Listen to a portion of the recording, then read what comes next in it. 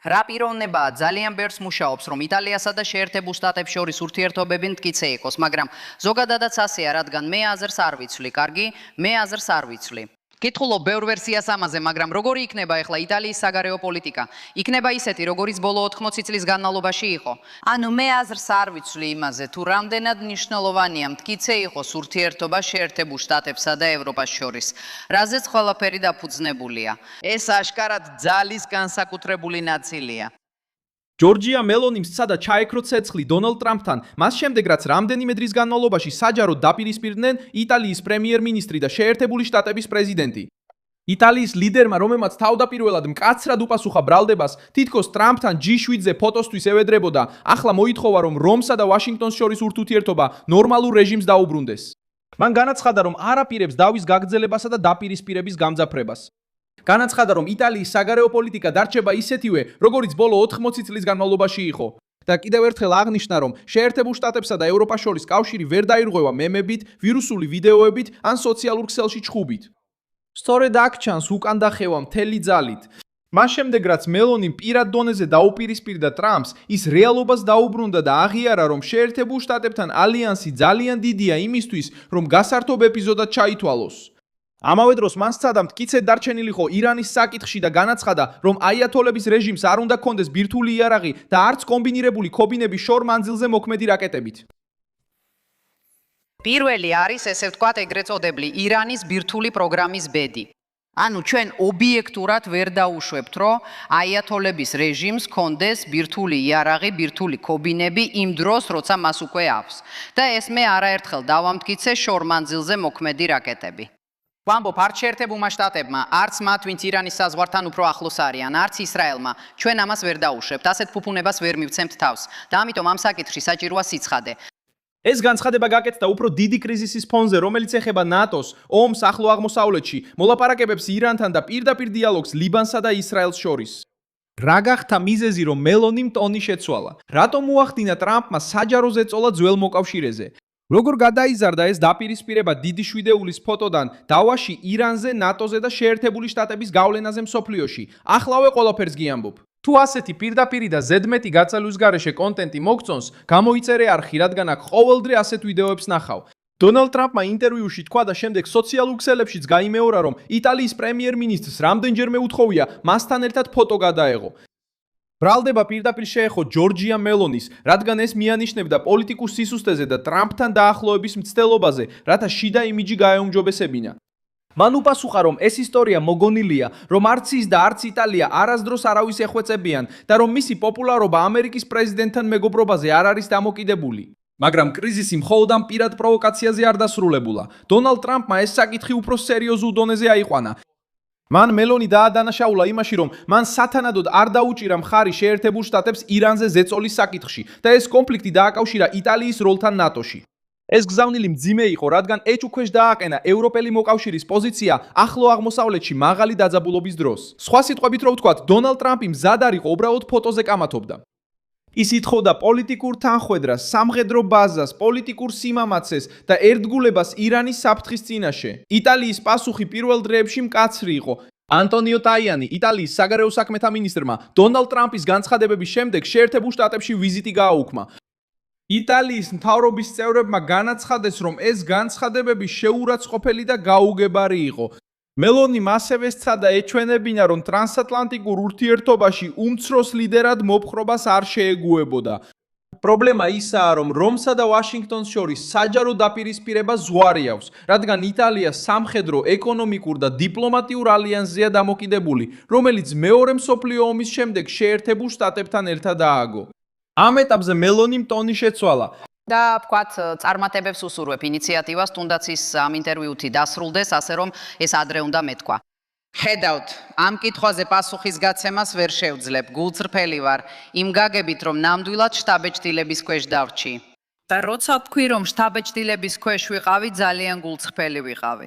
მე ნათლად წავიკითხე სხვადასხვა რეკონსტრუქციები, რომლებიც გაკეთდა სწორედ იმ ვიდეოებთან ერთად, რომლებიც როგორც ამბობენ ვირუსულად გავრცელდა, სადაც ჩემი პოზა შეიძლებოდა შეჩერებულიყო. ვჩანდი ნაკლებად თავდაჯერებული, მიუხედავად იმისა, იყო ეს თითების გამო თუ არა.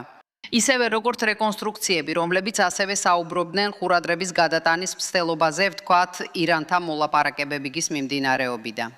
და შესაბამისად, საბოლოოდ ხურადღების დაბრუნება ნატოს ფარგლებში არსებულ სირთულეებზე.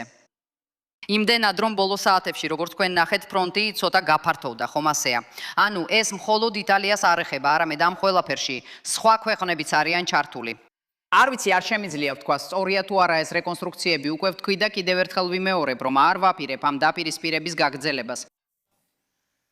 ჯერა რომ ჩვენი ორმხრივი თანამშრომლობა შეერთებულ შტატებთან უნდა დაუბრუნდეს სრულ ნორმალურ რეჟიმს და ასევე ყველაფერი, რაც გუშინ მინისტრთა საბჭოზე ვთქვი, ჩვენი მომავალი ვალდებულებების შესახებ. ეს ფრაზა მიმართული იყო იმ მემებისა და ინტერპრეტაციებისკენ, რომლებმაც ინტერნეტი დაიპყრო, მაგრამ ასევე იყო მცდელობა კრიზისი ემოციური სფეროდან გადმოეტანა და საკითხი დიპლომატიურ დონეზე დაებრუნებინა. მელონიმ სცადა შეენარჩუნებინა თავისი იმიჯი ტრამპთან ურთიერთობის გაწყვეტის გარეშე. მან გაიმეორა, რომ აზრი არ შეუცვლია, რომ იტალიის საგარეო პოლიტიკა ბოლო 80 წლის განმავლობაში იგივე ხაზს გაჰყვება და რომ შეერთებულ შტატებსა და ევროპას შორის ურთიერთობა კვლავაც ფუნდამენტურია. ეს არის ყველაზე მგრძნობიარე საკითხი. მას შემდეგ, რაც პირდაპირ დაუპირისპირდა, მოუწია საჯაროდ ეღიარებინა. მის სიტყვებს უკან დახევის სუნი უდის, რადგან მელონი იცის, რომ ტრამპი ალიანსებს კონკრეტული გაცვლის პრინციპით უყურებს. მისთვის, ვინც ამერიკულ დაცვას იღებს, კრიზისის დროს მხარდაჭერა უნდა დააბრუნოს. ეხლა კი კრიზისი ირანს უკავშირდება. ტრამპი ევროპელ მოკავშირეებს მეტი სიმტკიცისკენ მოუწოდებს ირანის რეჟიმის მიმართ, მაშინ როცა იტალია ცდილობდა უფრო გაწონასწორებული პოზიცია შეენარჩუნებინა თავისი მდებარეობის, სავაჭრო ინტერესების, სამხედრო ბაზებისა და შიდა ზეწოლის გამო, რომელიც გარემოებებმა გამოიწვია. ხმელთაშუა ზღვის, მისი სავაჭრო ინტერესების, სამხედრო ბაზებისა და ომის შედეგად გამოწვეული შიდა ზეწოლის გამო. მელონიმ ასევე სცადა ამ ჭრილობის მოშუშება ერთ-ერთი მთავარი ფრაზით. მან თქვა, რომ არ შეიძლება აიატოლების რეჟიმს ჰქონდეს ბირთვული იარაღი, ბირთვული ქობინები და შორ მანძილზე მოქმედი რაკეტები. მან მხოლოდ ისრაელზე ან შეერთებულ შტატებზე არ ისაუბრა. პრემიერ-მინისტრმა აღნიშნა, რომ საფრთხე ახლო მდებარე ქვეყნებსა და თვით ევროპასაც ემუქრება. ეს გზავნილი მელონის კვლავ აყენებს ტრამპის მთავარი შეშფოთების გვერდით, ხელი შეუშალოს თეირანს სამხედრო ძალის, რაკეტებისა და ბირთვული ამბიციის პირდაპირ დასავლეთისთვის საფრთხედ გადაქცევაში. ეს თანამშრომლობა იმდენად ძველი და მტკიცეა, რომ შეუძლებელია უცებ გაქრეს ან ახლა თავიდან დასჭირდეს განხილვა, მხოლოდ იმიტომ, რომ სოციალურ ქსელებში რაღაც დისკუსია დაიწყო. ეს ურთიერთობები არ არის დამოკიდებული, ასე ვთქვათ, ან ნებისმიერ შემთხვევაში არც იწყება და არც მთავრდება იმაზე, თუ ვინ მართავს იმ მომენტში შეერთებულ შტატებს, იტალიას თუ სხვა რომელიმე ევროპულ ქვეყანას. უნდა დავაბრუნოთ, ესე ვთქვათ, საგარეო პოლიტიკის საკითხები იმ სიღრმეზე, რაც მათ ეკუთვნით, რადგან ზოგჯერ ისევ საუბრობთ საგარეო პოლიტიკაზე, თითქოს არ ვიცი, Temptation Island-ზე ვლაპარაკობდეთ.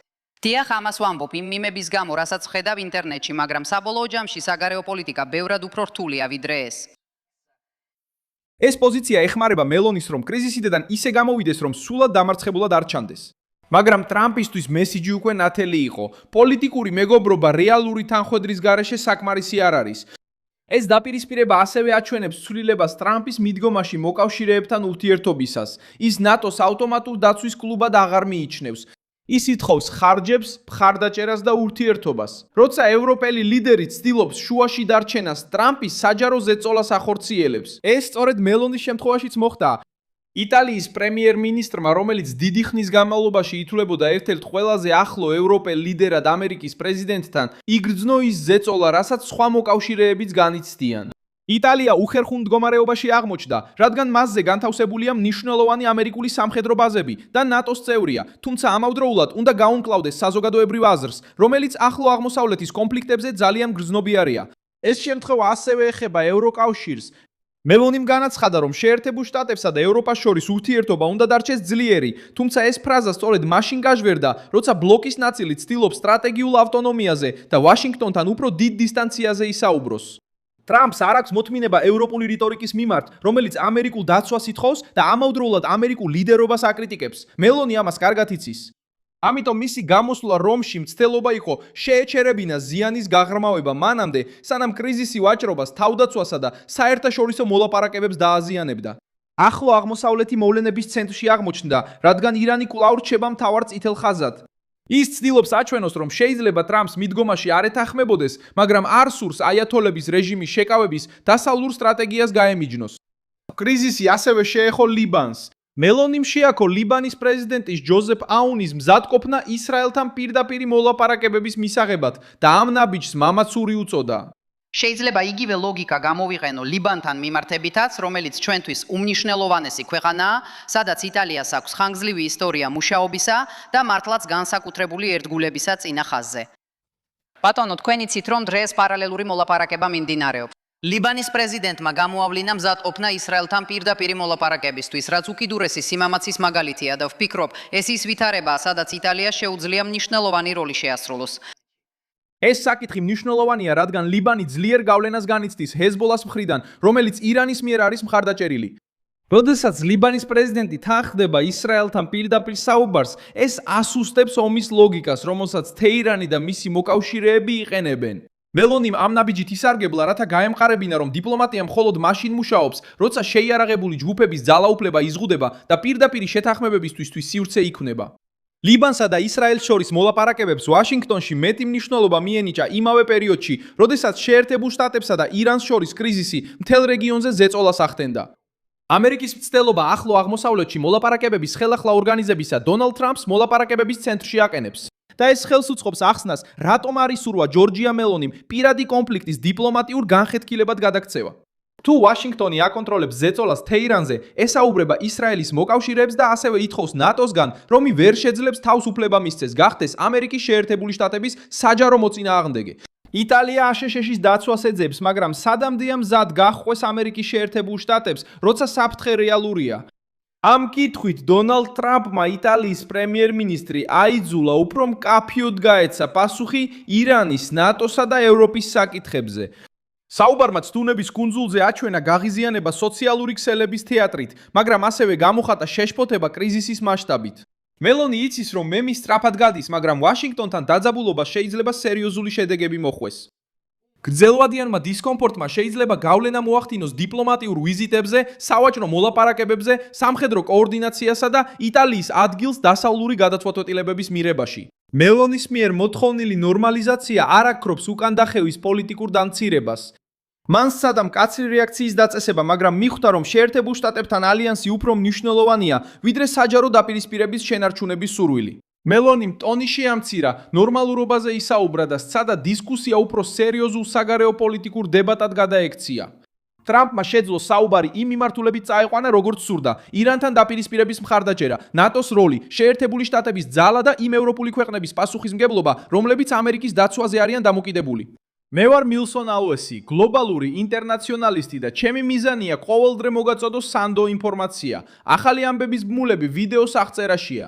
მოიწონე ეს ვიდეო, გამოიწერე არხი და ბოლოს გადახედე კომენტარებს, რომ კიდევ უფრო მეტად ჩაერთო მილსონ ალუესის საზოგადოებაში.